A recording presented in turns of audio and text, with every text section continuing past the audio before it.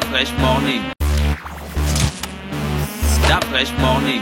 C'est reparti sur les 104.5 Urban FM après cette petite plage publicitaire ce matin sur les 104.5 avec Mosley. On reçoit donc l'équipe de l'OGAPI qui viennent pour le compte du ministère de l'Industrie. C'est ça, Mosley? Ministère de l'Industrie et de l'Entrepreneuriat National. D'accord. Donc, et là, nous avons en deuxième invité en qualité d'entrepreneur, Madame Sarah Yingon Moussavou, fondatrice et gérante de la marque Eloc, spécialiste dans les productions de confitures et de gelées. Madame Yingon, bonjour. Bonjour. Comment vous allez? Je vais très bien, merci. Eloc, c'est quoi? Eloc signifie plante en langue fan. En fait, Eloc. En langue fan, mais c'est pas seulement plante. C'est la plante qui guérit. Donc la plante, quand on dit en langue fan, à côté Zambi, je cherchais le remède en forêt pour soigner. Voilà, c'est ce qu'Eloc signifie. D'accord, ok. Donc vous soignez les gens?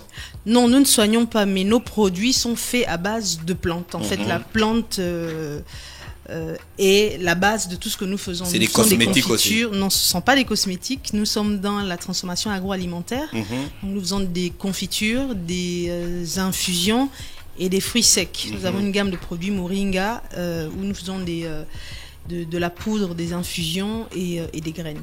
Vous aussi, vous avez suivi une formation dans le domaine ou vous êtes également par passion? Par passion. D'accord.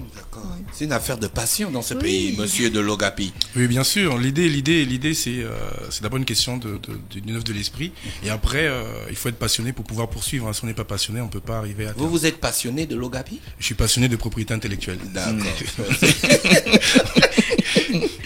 Vos produits sont disponibles à Libreville, madame? Nos produits sont disponibles à Libreville, actuellement sur 3 points de vente, au village artisanal Olamba à Glace, à l'hôtel Inter au Radisson Blu au kiosque Okume et à l'aéroport au niveau du magasin Relais qui est disponible au public et au duty free à l'étage disponible aux voyageurs. Monsieur Ndondang, vous avez vérifié que c'est mangeable? Comestible. Non, là c'est pas vous, hein. C'est pas nous, là c'est pas vous nous. protégez juste là. Oui, non, protège. Si je pourrais avoir le pot, voici ici un exemple parfait de titre de propriété industrielle. C'est déjà labellisé chez vous? Non, pas encore justement. C'est pour ça que je prends le pot pour pouvoir faire une petite démonstration. Ici, on a deux titres. On a pratiquement deux titres. On a la marque qui se situe ici.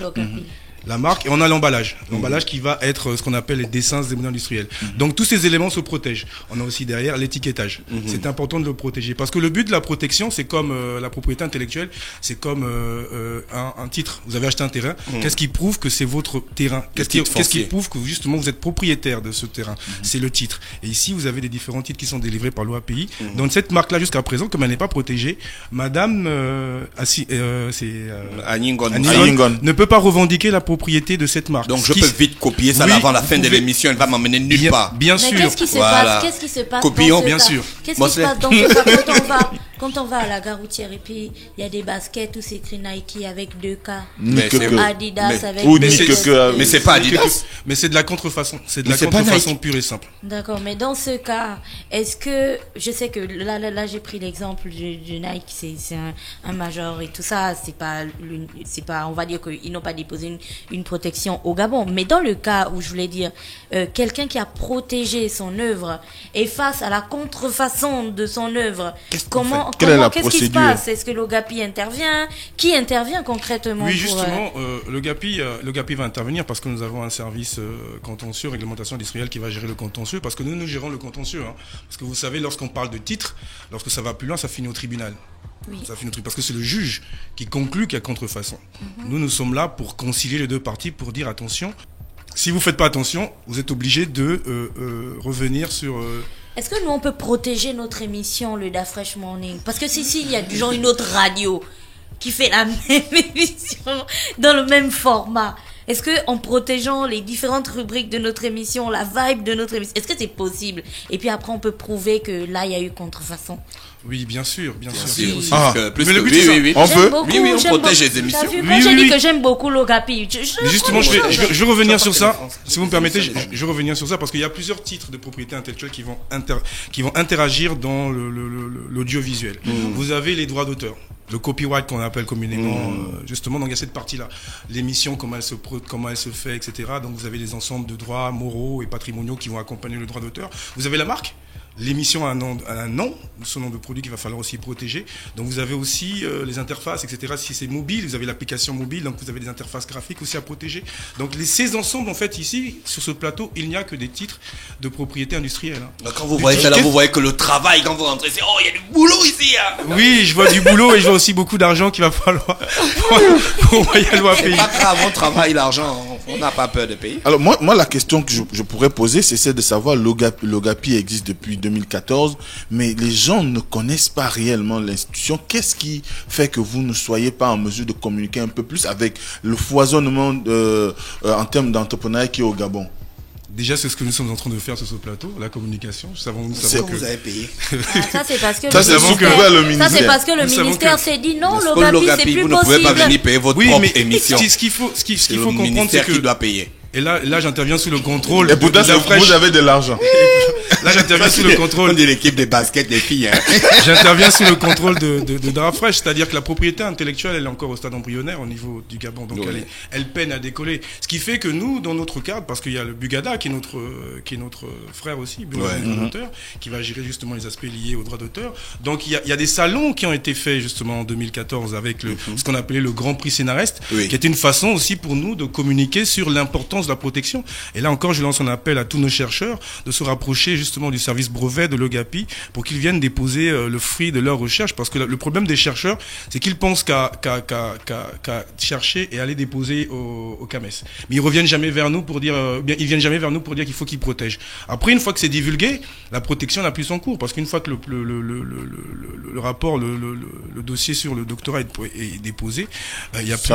C'est rendu public. Ouais, c'est rendu public, donc ça n'a plus le droit à protection. Donc c'est important que même le petit du quartier qui fait des bandes dessinées ou qui fait des voitures en bambou. Mais comment il va savoir si vous n'allez pas vers lui, si vous ne communiquez pas, si vous ne donnez pas la bonne information? C'est ce que nous sommes en train de faire. Nous sommes ici pour donner la bonne information. Ils sont sur Facebook.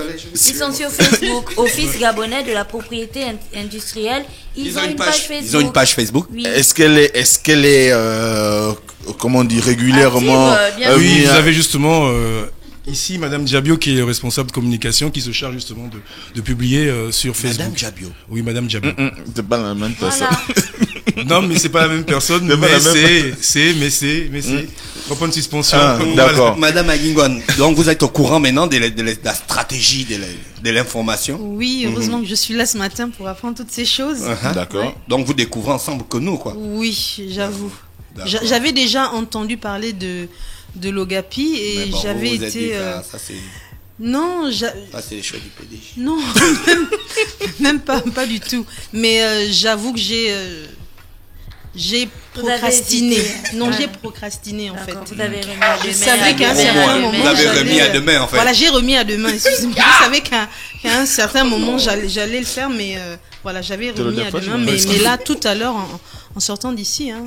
C'est plus demain, c'est tout. Vous avez intérêt, parce que moi, dans quelques minutes, dès que je sors là, je fais la photocopie. Hein. Ce qu'il faut comprendre aussi, c'est que la plupart des opérateurs ne viennent lorsqu'il y a un litige.